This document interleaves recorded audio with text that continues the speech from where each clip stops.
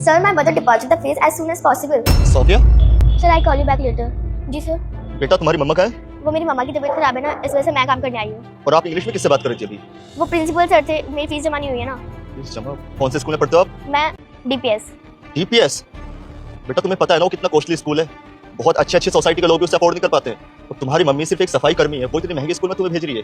वो सर, मेरी मम्मा ना यहाँ के अलावा और भी बहुत सारी जगह पे काम करती हैं और मेरे पापा भी बहुत मेहनत करते हैं। और देखो ना, आज उनकी तबीयत खराब है, इस वजह से उनकी जगह काम करने मैं आई हूँ ताकि ना तनख्वाह मिल सके, और इस वजह से मैं उस बड़े से स्कूल में पढ़ती हूँ।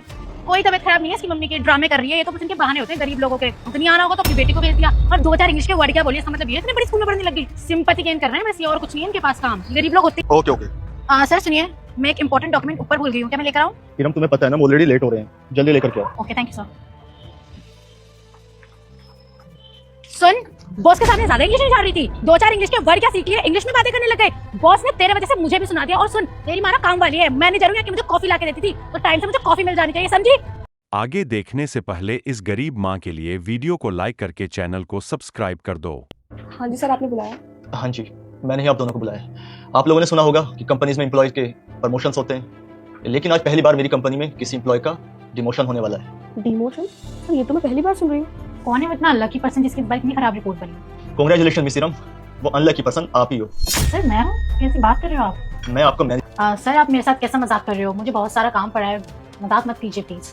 देखिए मिस सीरम, मैं आपके साथ कोई मजाक नहीं कर रहा हूँ, मैं सच कह रहा हूँ। अब से आप सिर्फ कस्टमर फीडबैक में ही काम करोगे, ओके? बस या तो आपको कोई रिलेटिव आ रहा होगा, उसकी वजह से आप मुझे जॉब से निकाल रहे हो, मुझे दूसरी पोस्ट पे डाल रहे हो। और सर मैंने तो किसी के साथ बदतमीजी भी नहीं करी, मेरा तो रिव्यू भी इतना अच्छा है। बदतमीजी नहीं करिए, मैं आपको याद दिलाता हूँ कि आपने क्या किया है, ओके? Sophia, Sophia. जी सर। क्या किया इसके साथ तुमने?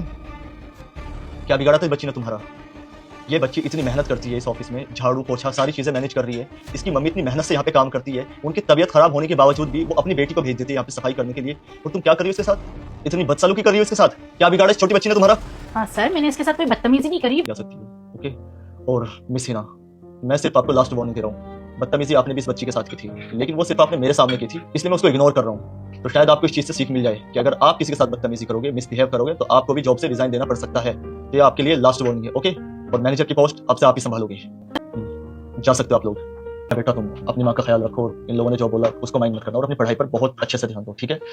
और मैंने सुना था तुम फोन पर बातें कर रही थी, तुम्हारी स्कूल की फीस जमा नहीं। कितनी फीस है तुम्हारी स्कूल की? 20,000। 20,000।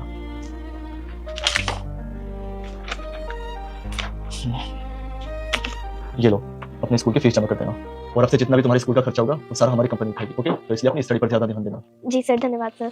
ओके, जाओ।